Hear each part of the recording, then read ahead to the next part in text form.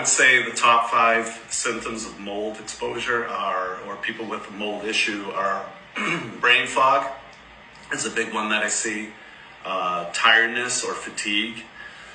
They have respiratory issues. A lot of people will have come in and they think that they have seasonal allergies, but it's mold that's causing it. So they get a lot of things, stuffiness, post-nasal drip. They get muscle and joint pains, stiffness. I see stiffness a lot. And then mood and sleep disturbances. They have a lot of anxiety.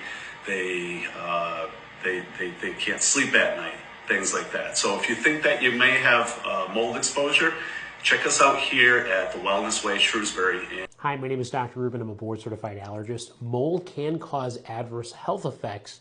As an example, you can get an infection.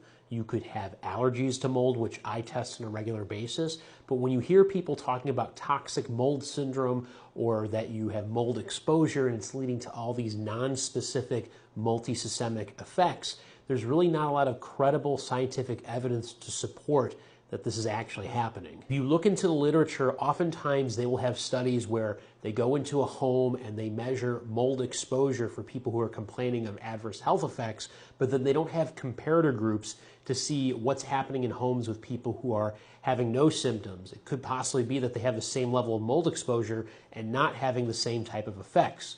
This has not been well studied, and what ends up happening is that practitioners like that one, who are chiropractors, they will end up ordering these very expensive non-FDA approved tests that will say something exists when it actually doesn't, and then you take supplements or other medications that may be detrimental to your health and not actually help you. And a lot of the symptoms that he describes are non-specific and could be happening with a multitude of other diseases that need to be looked into prior to saying, oh, it's just mold. Now, we certainly know that living in a damp indoor space can be potentially detrimental for your health, but the idea of toxic mold is controversial, and there's a lot that needs to be done to even figure out what's going on there. So this is just a word of caution before you go spending a lot of money on these unproven tests.